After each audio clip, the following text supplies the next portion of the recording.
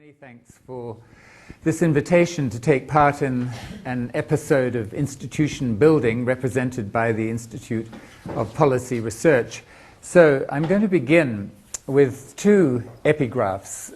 The first one 400 years before the second one. This is Machiavelli saying, when only the powerful propose laws not for the common liberty but to augment their own power, the state is corrupted and its foundations are undermined. 400 years later, Louis Brandeis, the Supreme Court, the famous Supreme Court judge, said something in the same spirit. We must make our choice. We may have democracy, we may have wealth concentrated in the hands of a few, but we can't have both. These two epigraphs provide the starting point for this talk. I want to give a quick overview of what has happened to inequality in the OECD countries. And I am actually going to be speaking mostly about the OECD countries using the Gini coefficient. And by the way, the Gini coefficient is in many ways a very conservative measure of inequality. You could even call it a right-wing measure of inequality because it systematically underestimates inequality and increases in inequality. But in any case, it's the standard measure, conveniently enough. And so this is what it shows. If you take the core of the OECD from the mid-80s to more or less today, then the Gini coefficient increased in all of those countries with one exception, namely Greece, because of the collapse in Greece in 2008-9, although the statistics for Greece are so unreliable that one really doesn't know what happened to inequality in Greece. Anyway, the basic point is that right across the Western world, inequality has gone up, and in most cases gone up a lot, as measured by the Gini coefficient since the mid-80s.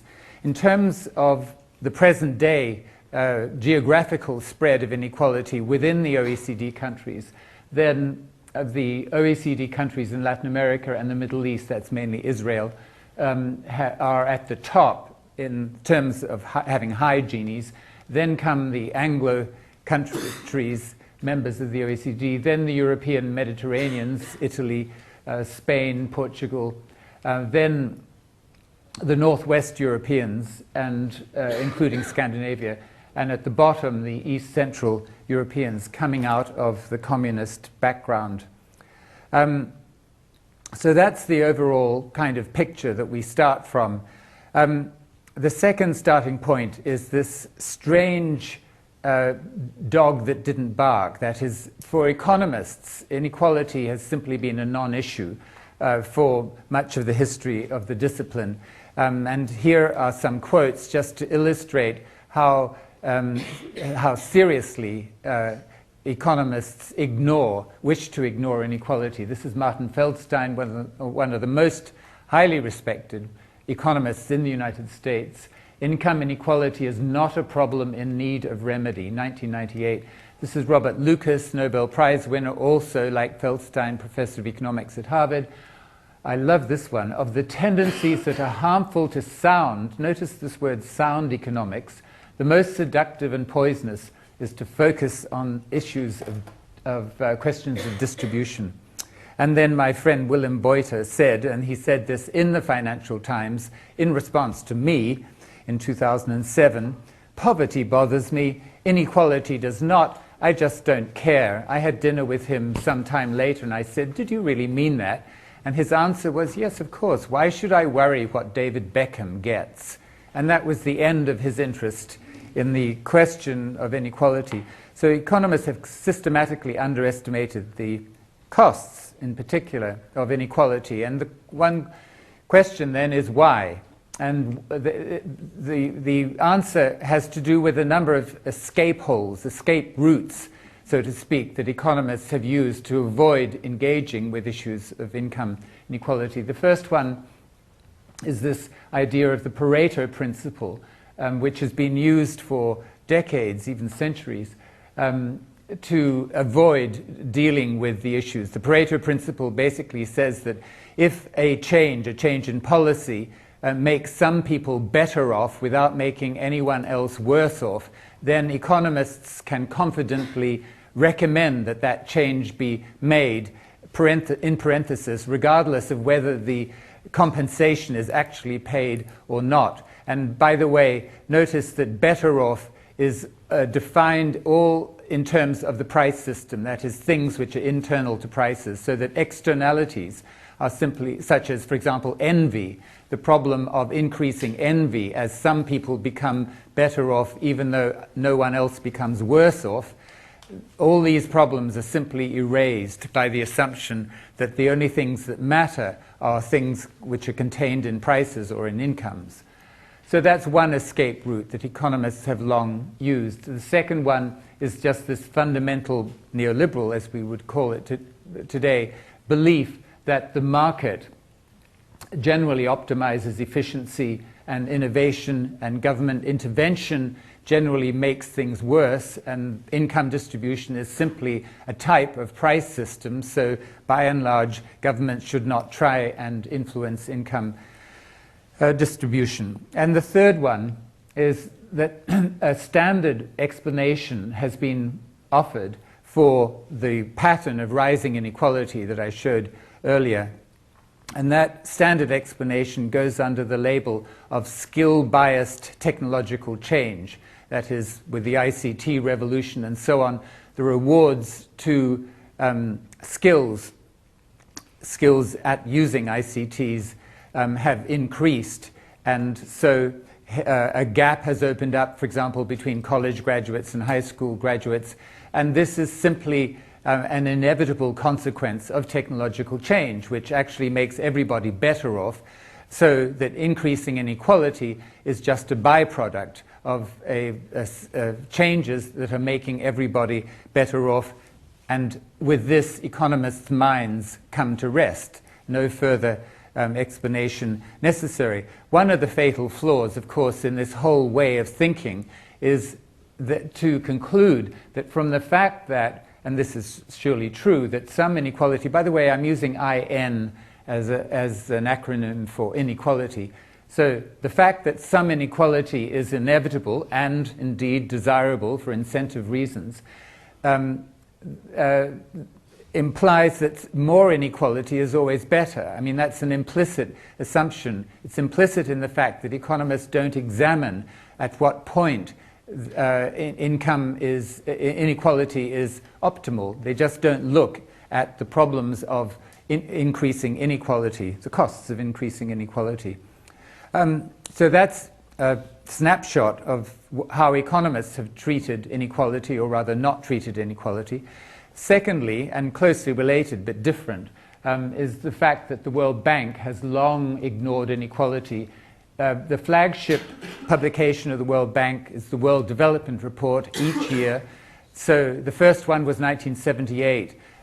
Some academics have done a word count going right back from 1978 to the present day in all that series of World Development Reports, and found that while poverty is mentioned frequently, words like inequality and income distribution are hardly mentioned in that whole run of World Development Reports. However, in 2005, something happened, which is that a small group of World Bank economists decided they wanted to write a World Development Report about inequality and development.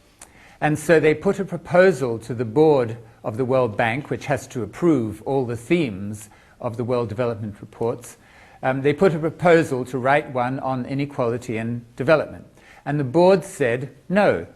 The board said inequality is inherently a political concept, whereas we, the World Bank, are an apolitical organization. Poverty is apolitical. Poverty reduction is apolitical. So that's fine. But inequality is inherently political. Therefore, you can't write the World Development Report on inequality and development. So the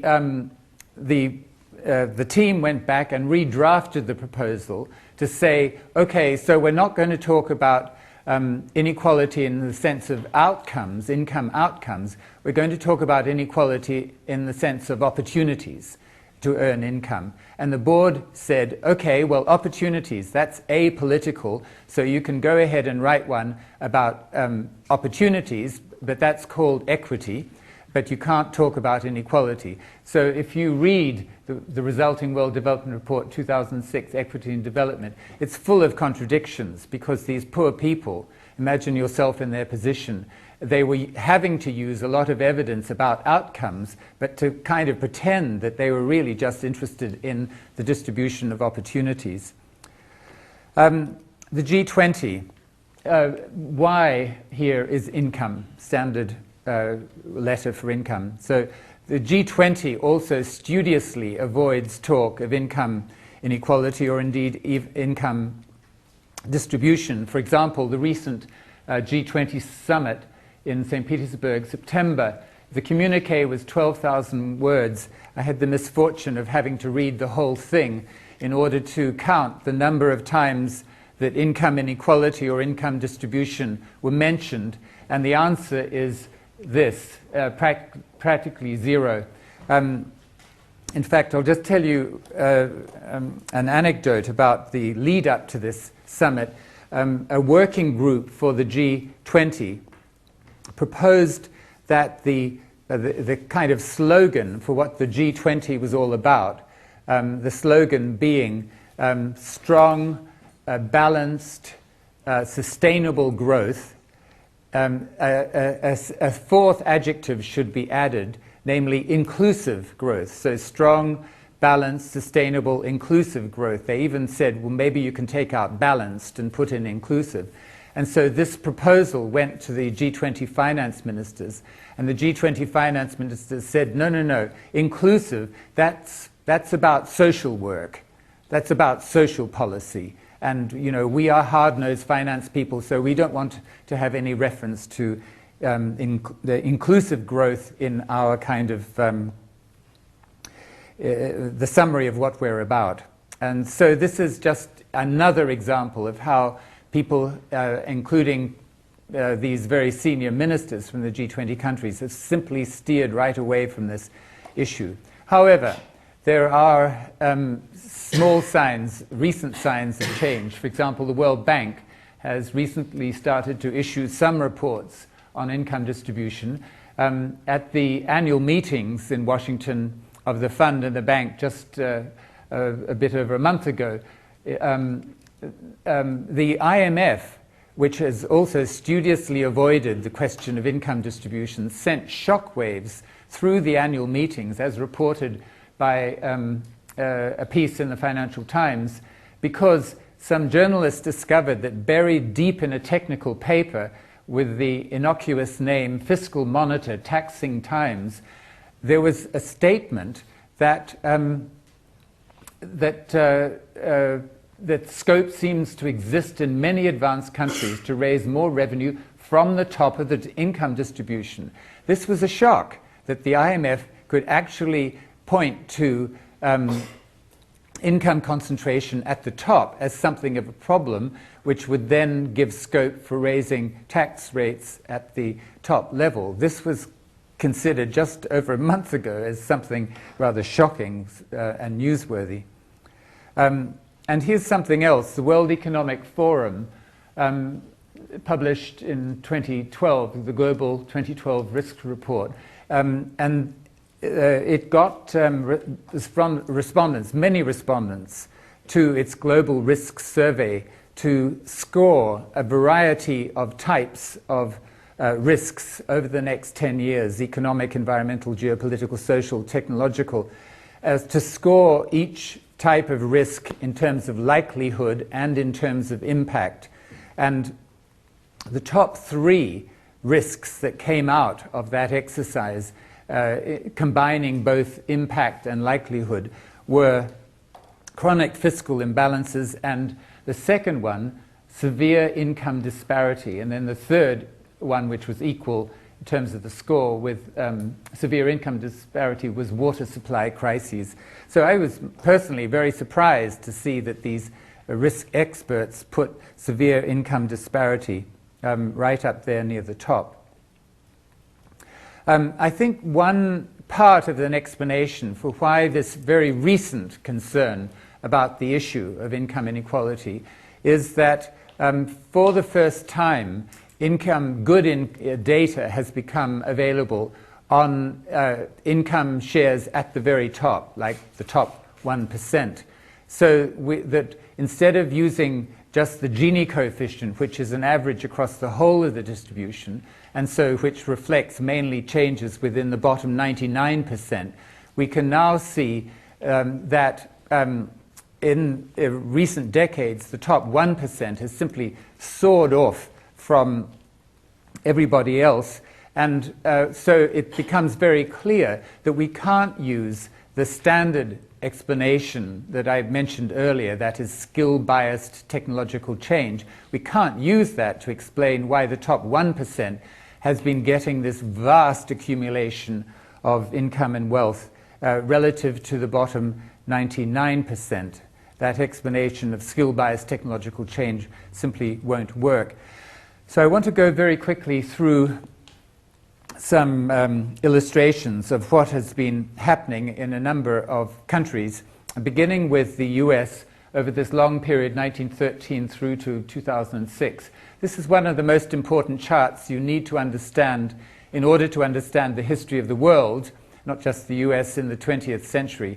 So you see in the very sharp run-up in the share of the top 1%, this blue line includes realized capital gains. You see a very sharp run-up from 15% or so right up to 23% or thereabouts through the 1920s, and then the crash, the Depression, Second World War, Lyndon Johnson's Great Society, and so on, through to the late 70s, when the poor top 1% had gone from 23% in 1929 to only about 9% by the end of the 70s. And their anger at being squeezed in this way was partly helped to fuel the Reagan and Thatcher neoliberal revolution, which was brilliantly successful in the sense that the share of the top 1% from about 1980 then just took off and went up like a July the 4th skyrocket to reach by 2006 roughly the same share as in 1929. And it is extraordinary that this happened in a stably functioning democracy. And these figures are really even more extraordinary. They show the share of the increase. This is the increase in national income accruing to the top 1%. During the socialistic Clinton years, the top 1% got only 45% of the increase. In the Bush years, 65%. And this is the most amazing figure of all. In these past few years, the top 1% has accrued 95% of the increase. And here's another way to look at the same thing. This is the ratio of the remuneration of CEOs to the median annual wage. In the US, for the Fortune 500 companies, that ratio, there are various estimates, but it's over 300. The ratio, that is to say, the CEOs are getting 300 times more than the average wage. The squeezed, the badly off UK counterparts in the FTSE 100 are getting only 185 times, and the even more impoverished German executives are getting only 90 times, which helps to underline the point that the US is really off the charts.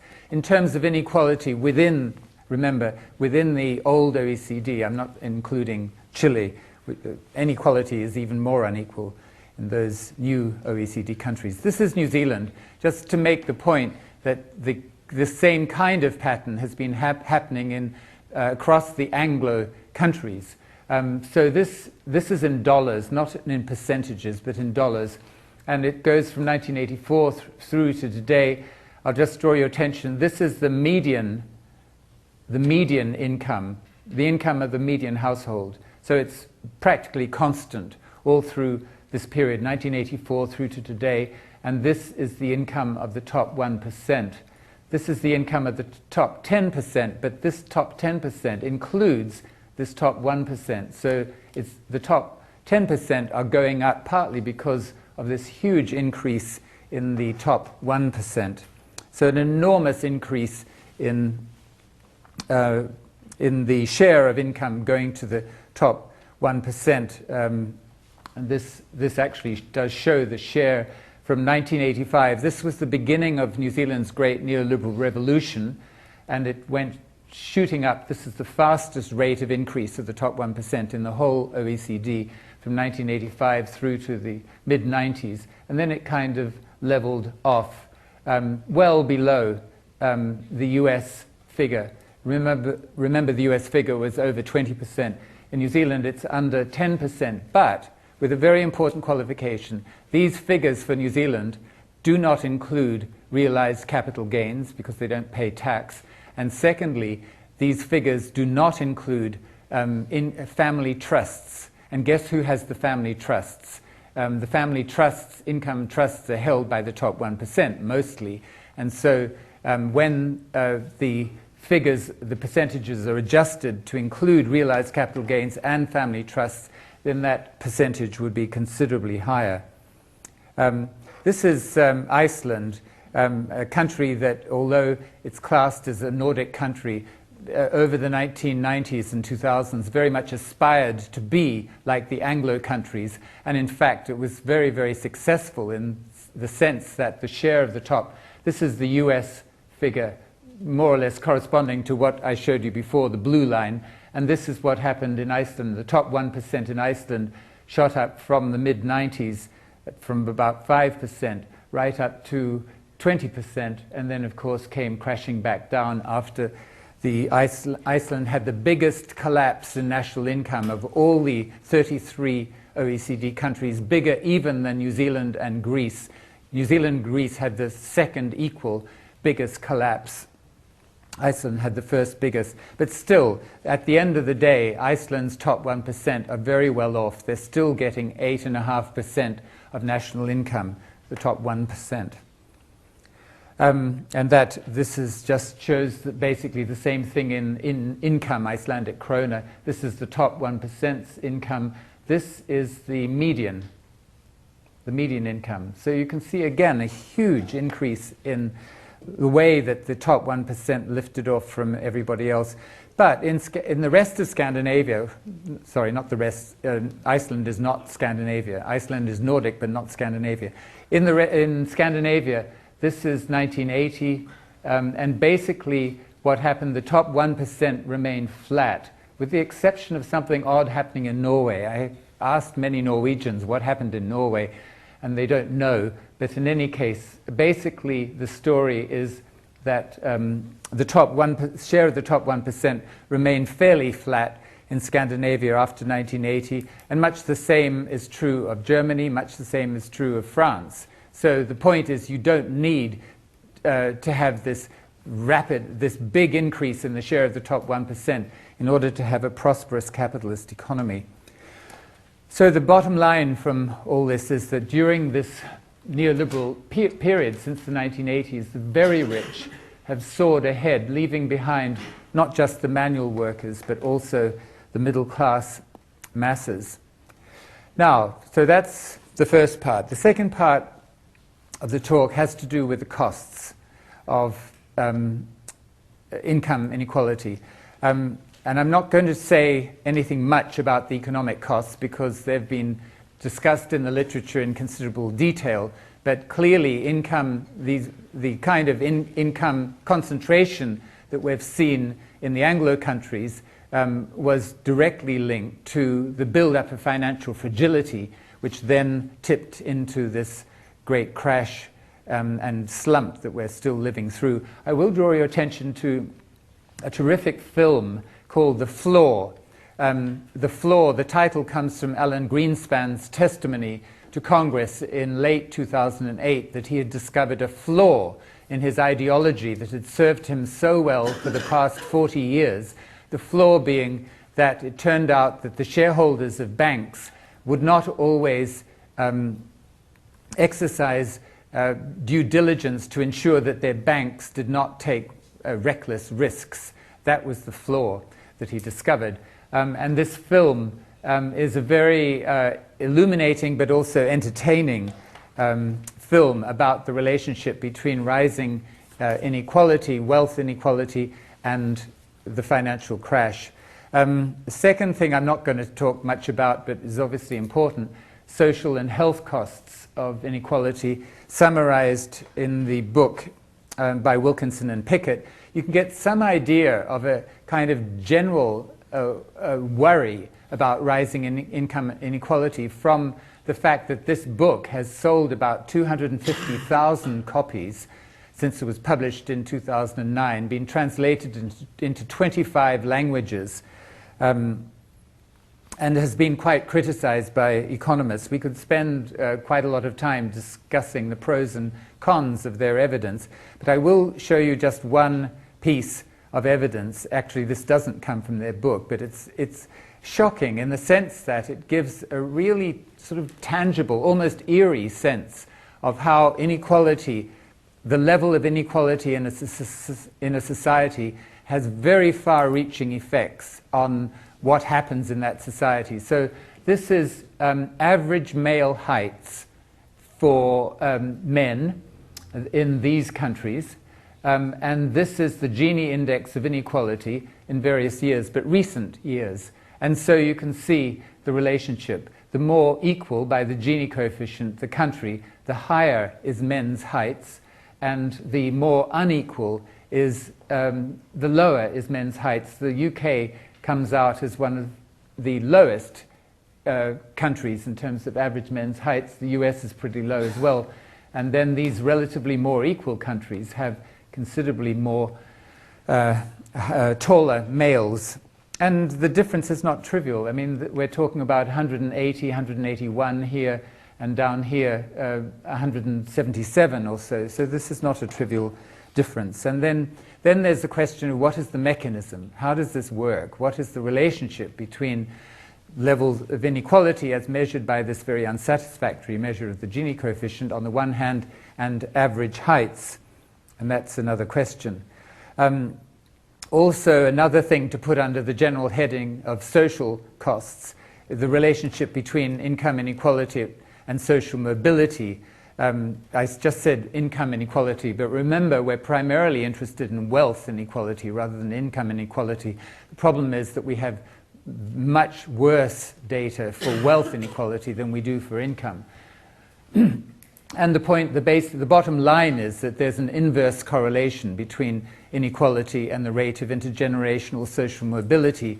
And I think the mechanism for that, and by the way, the countries with the of the core OECD countries, the countries with the lowest rates of intergenerational social mobility are the countries that most advertise themselves as having free markets, open opportunities, and so on, namely the US and the UK. As compared to the continental European countries, for example.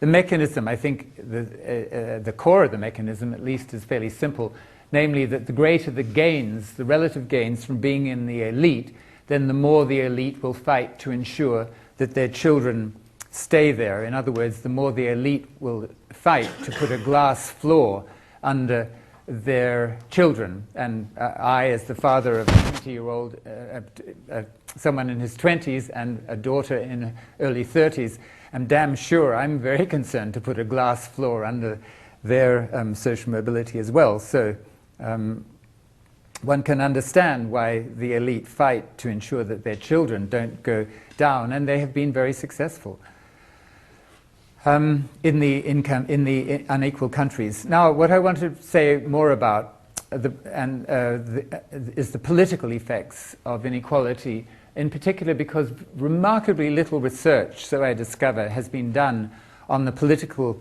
effects. And I think one part of the reason is that just as economists have taken as their center of gravity, the sort of central model, the idea of a smoothly working, self-adjusting market system, so political scientists have taken as their center of gravity model the median voter which says that governments are most responsive to the preferences of the median voter, and therefore rising inequality does not tend to skew public policy towards the preferences of the wealthy, because governments have to be responsive mainly to the preferences of the middle in democracies.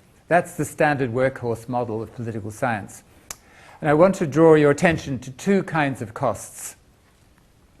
The first one is that there is a remarkable correlation between income concentration now, so not the Gini coefficient, this is income concentration, share of the top 1%, on the one hand, and on the other, political polarization and paralysis in the United States. And the evidence comes from this book called Polarized America, published in 2006.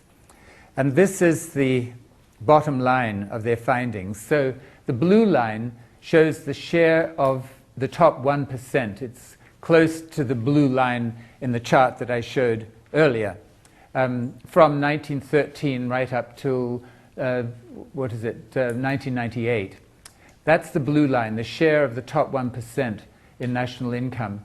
And the red line is an index of political party polarization in the US House of Representatives. I'm not going to go into the details now of how exactly they calculate this index, but they do have an index of polarization between the Democrats and the Republicans in particular. And you can see that there is an astonishingly close correlation, given that these are two very different kinds of variables between the two things. And then that raises the question of what is the mechanism by which you get from one to the other. And that's an open question, but one can presume that the implosion of the Obama presidency that we're watching every day now, this terrible failure to get anything through in terms of the healthcare reform, in terms of immigration, in terms of gun control, in terms of the trade agenda, and so on, just a litany of failures, is because it's related in some way to the figure that I gave earlier, namely this very, very intense income concentration up at the top, which then feeds through into very intense polarization between the parties, such that they basically cannot cooperate. And as the failures go on, more and more Democrats are pulling away from Obama, making it still more difficult. I'll leave this PowerPoint here, and I give an explanation of how they calculate that index.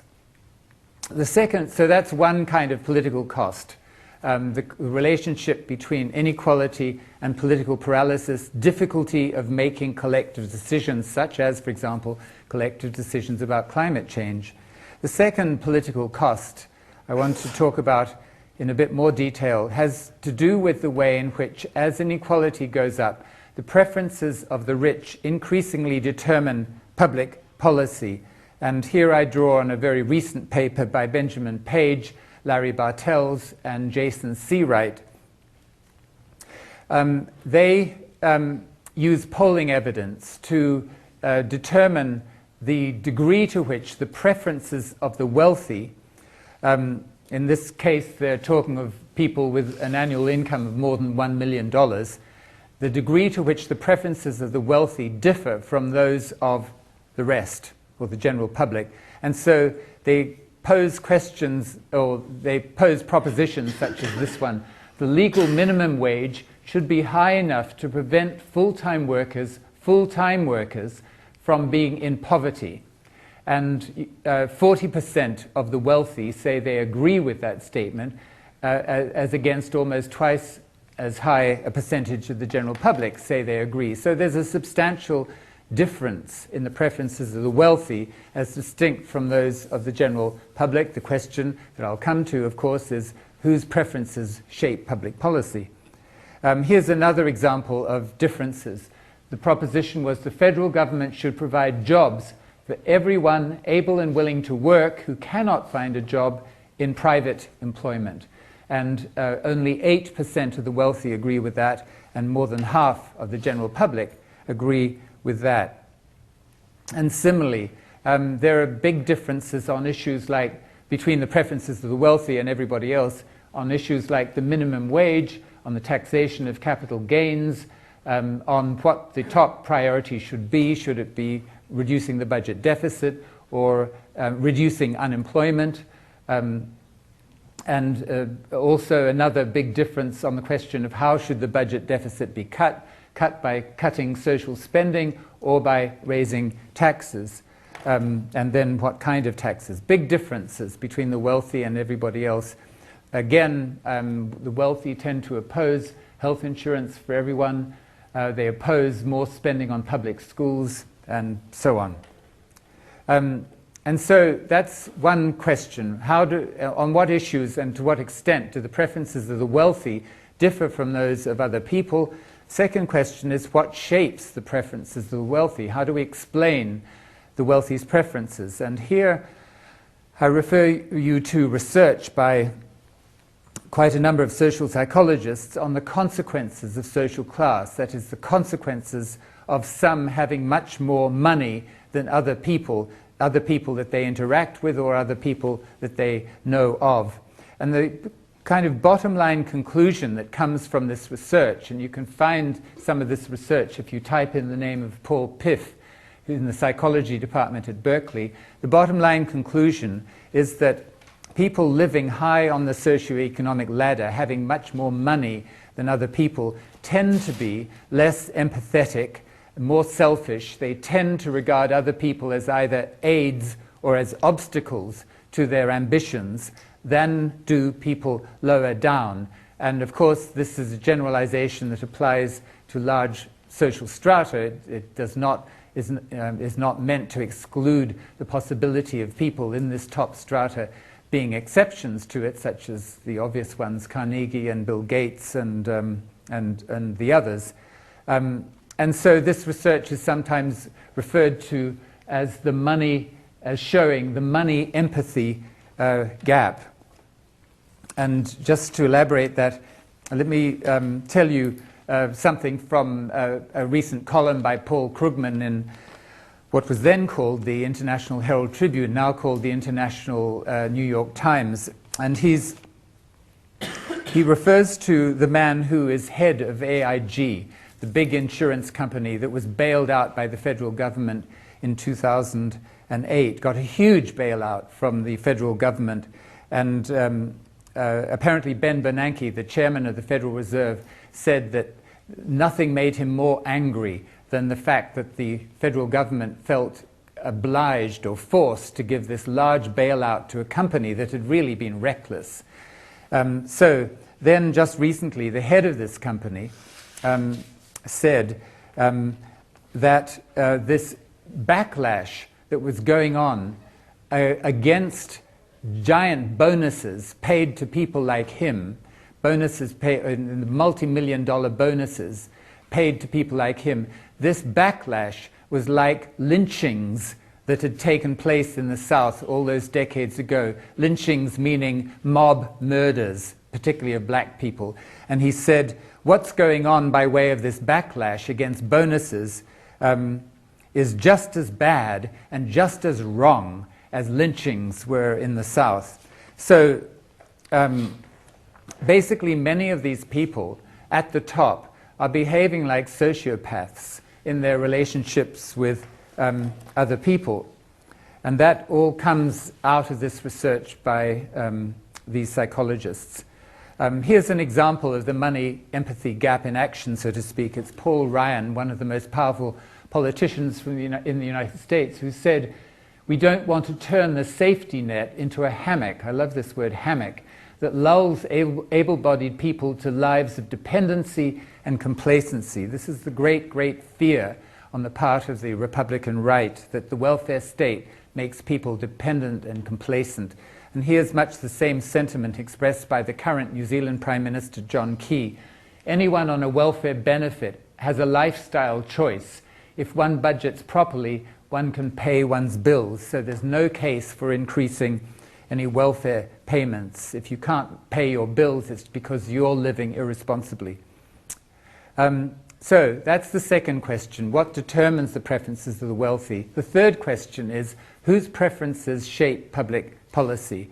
And this is the finding of Martin Gilens in a paper in 2005. Actually, he's just published, or fairly recently published, a book called Affluence and Influence, where he elaborates these findings. But basically what he concludes is that when there is a difference in the preferences of the wealthy compared to everybody else, then actual public policy outcomes strongly reflect the preferences of the most affluent and bear virtually no relationship to the preferences of poor or middle-class Americans. So at a stroke, he blows the median voter model out of the water, so to speak.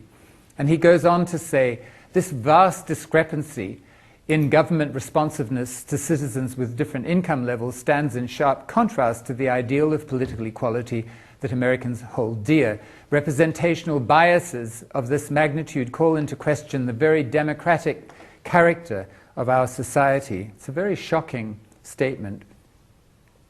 And so you can summarize these findings by economic policy is made by the top 1% for the top 1%. It's particularly ironic to use this phrase, today of all days, because today of all days is the 150th anniversary of Lincoln's Gettysburg Address, where he used a rather similar phrase he used the same basic kind of construction to make a very different point. And you can see, for example, if you track things like the minimum wage fell in real terms, fell very substantially. The wealthy have no interest in the minimum wage, or certainly no interest in linking it to the cost of living index. Another example, in late October, this is under Obama, 20th of this year, in other words, just a short time ago, 47 million Americans had their food stamp benefits cut. And the Republicans are very determined to do this for the reason that Paul Ryan gave, namely food stamps and other such benefits lull people into a life of dependency and complacency. What about UK and Europe? The evidence I've been talking about comes from the US. And I'm not a real political scientist.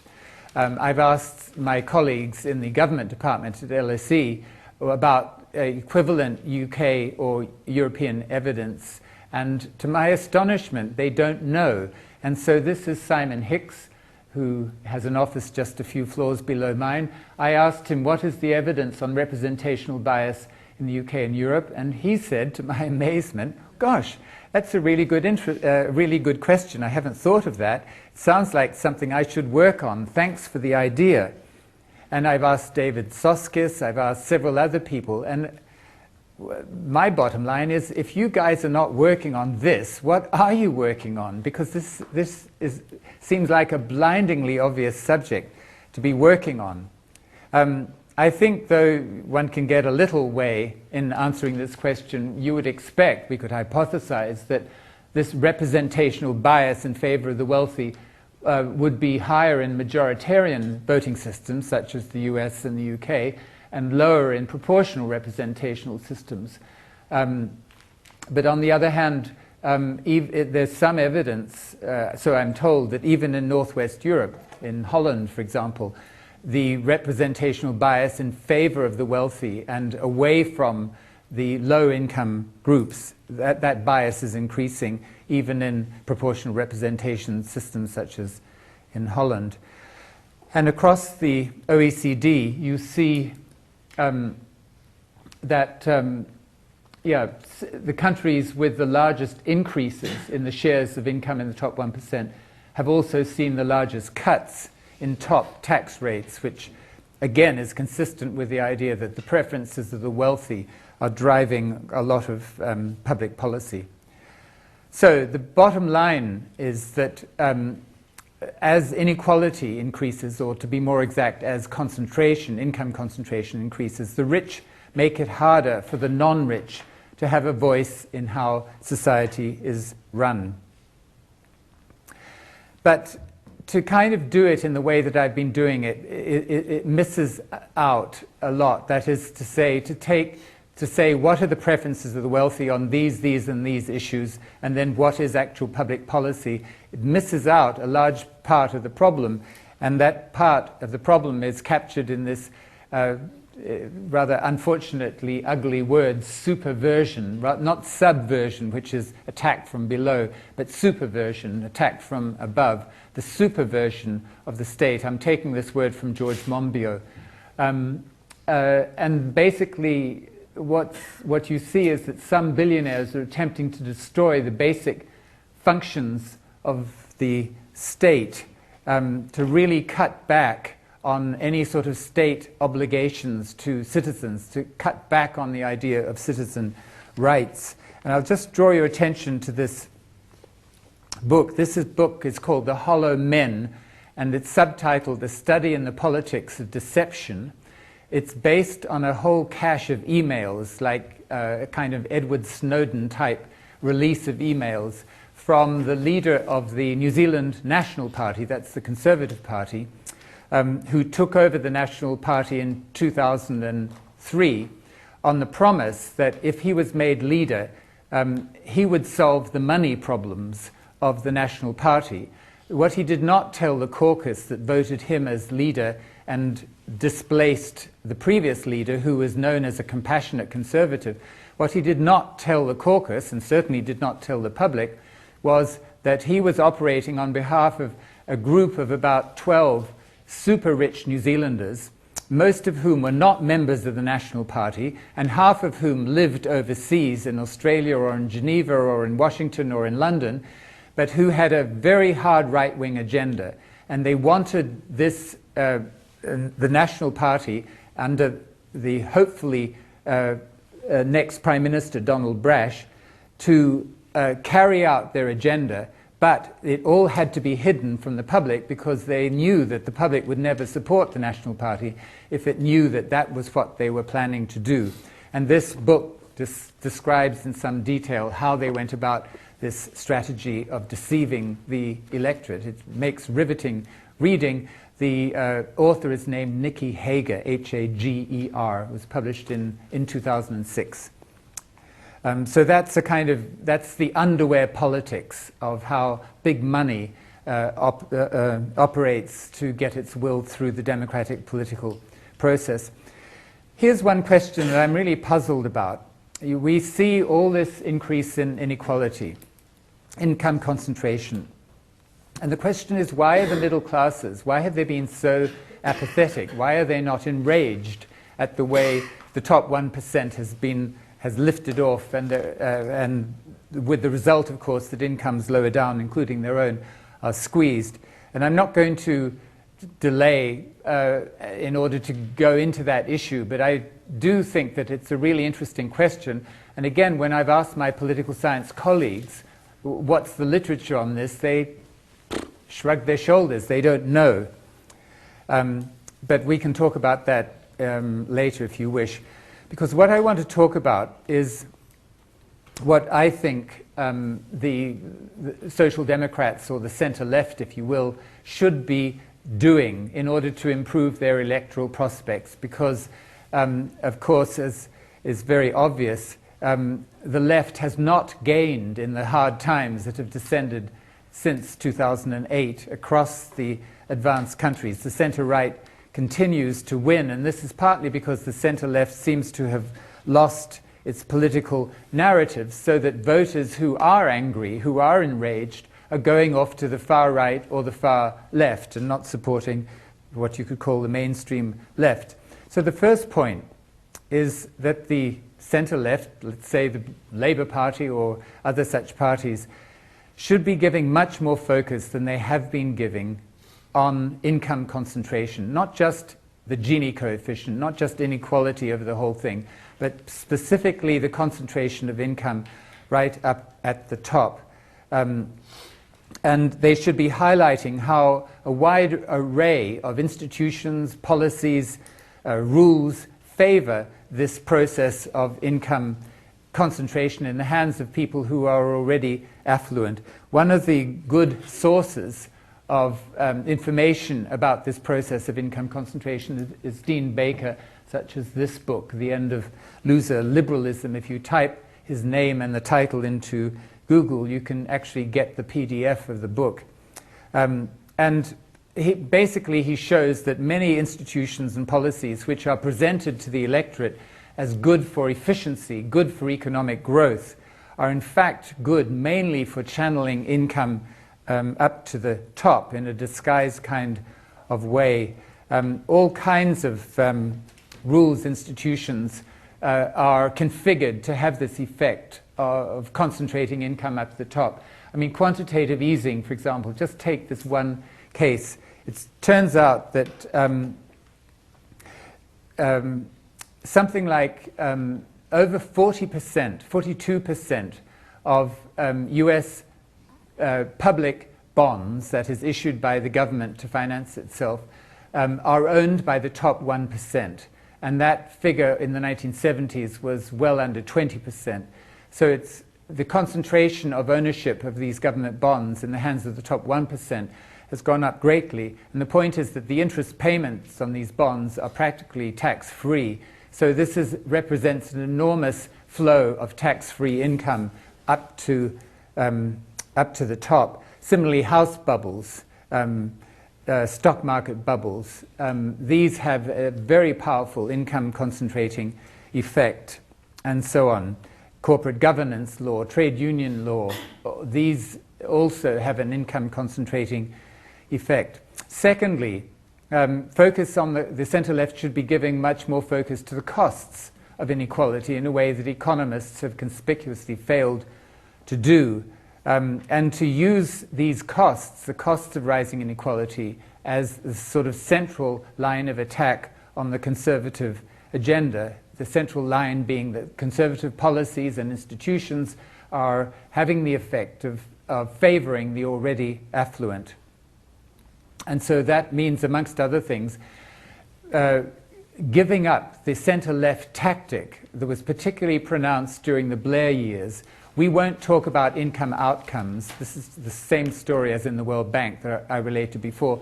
The center-left in Britain, for example, said, we won't talk about outcomes, we'll talk about opportunities, improving opportunities.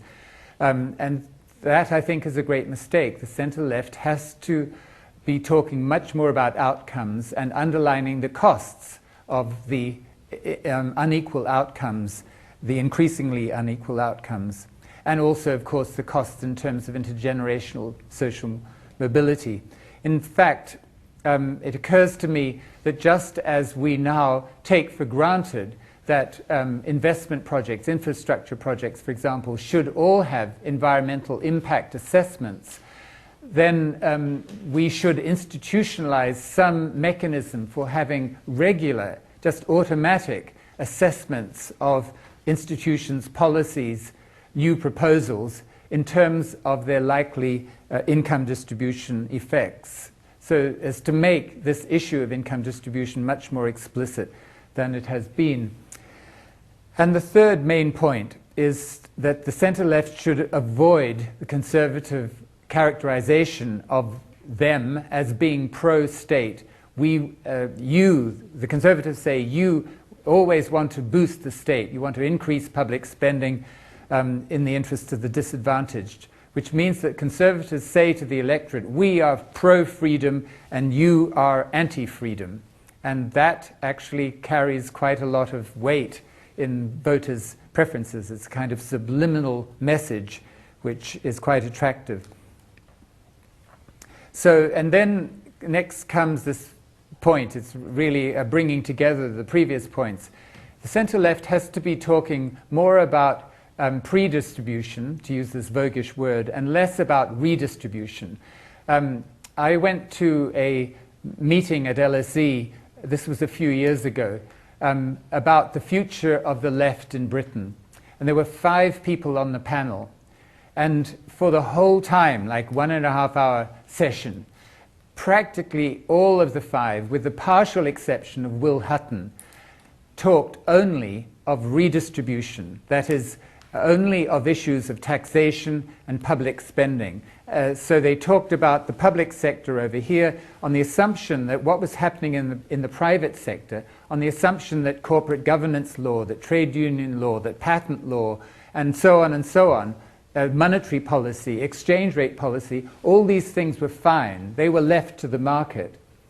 And we should just focus on how to reconfigure the tax system to give more help to single mothers or something like that. That was what they all talked about, ignoring all these issues, all these mechanisms in the private sector which which I talked about before, which are having the effect of channeling income upwards. And so that's what we need to be paying much more attention to, the predistribution, that is, the factors that determine the market distribution before taxing and spending. Why? One reason is because the distribution of post-tax and spending income outcomes is mainly determined by the distribution of market incomes. That is, welfare states or state redistribution generally is relatively weak in countering the effect of big inequalities in market incomes. That's the first reason. The second reason is because if the central pitch of the center-left is we want to use taxes to redistribute income away from those people on high market incomes and give it to those on low market incomes, this makes it easy for conservatives to attack, saying that you, Social Democrats, you on the center-left, you want to penalize winners and the successful, and you want to reward people who are failures in life. And again, this has a certain resonance, especially in the middle classes, and so it puts the center-left on the back foot. That's why it's important, that's another reason why it's important to shift the focus much more to questions of predistribution. And just quickly, two more points.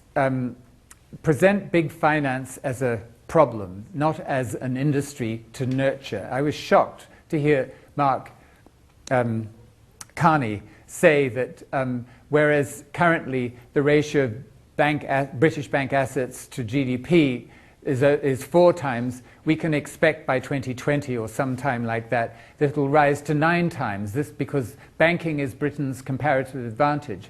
That would be a catastrophe because of the way in which a large financial sector distorts and makes fragile the rest of the economy. Big finance is a problem. UK banks are lending 4 times as much to property and financial asset markets, 4 times as much as they're lending for the production of goods and services, and much the same applies in other countries. And of course, big finance is dominating politics. And finally, political finance reform. In a way, everything I've said is just sort of written on the sand until we can reduce the role of big money in politics. The problem is it's proved very, very difficult to do it, and Exhibit A of the difficulties is the fate of this report from the UK Commission on Standards in Public Life, published in November 2011, Political Party Finance, Ending the Big Donor Culture. So this is a big, thick, glossy report. A lot of time and effort went into writing this report as to how to reduce the influence of big donors. It was launched at Westminster with all kinds of VIPs and the press and the media in attendance, and it died on the evening that it was launched. Nothing more has been heard of it, to general relief on the part of the political parties, including the Labour Party. This issue of political party financing is really the third rail. I've been talking about ideas, changing the ideas with which the center-left appeals to the electorate. Now, of course, if it was true that the elite has a is monolithic and has a unified vision, then there's little prospect of these ideas getting anywhere in terms of the center-left winning political power. But as those figures, as those percentages about the preferences of the wealthy and the rest of the population, as even those percentages indicate, the elite, the top 1% or so, is not monolithic. That is, if, say, 70% of the elite oppose the minimum wage, that means that 30% of the elite are in favor of the minimum wage, or at least you can interpret it that way. So the point is the elite is not monolithic, and the Social Democrats, the center-left, has to appeal to segments of the elite. And then this whole top-down strategy that I've been talking about has to be complemented with a sort of bottom-up strategy of creating what Eric Olin Wright calls real-world utopias, that is, establishing niches which operate on a non-capitalist basis, niches which do not operate on the capitalist principle of no profit, no production. And so that means things like worker cooperatives, that means things like Wikipedia. Wikipedia is a classic communist institution, communist because it's supply and according to need, not according to money. Similarly, public libraries are in the same sort of category. And so on. You can construct you can find many examples of real-world utopias, that is, niches where activity is not organized on a capitalist basis, and the question is how to expand these out and protect those which are already there. Thank you very much.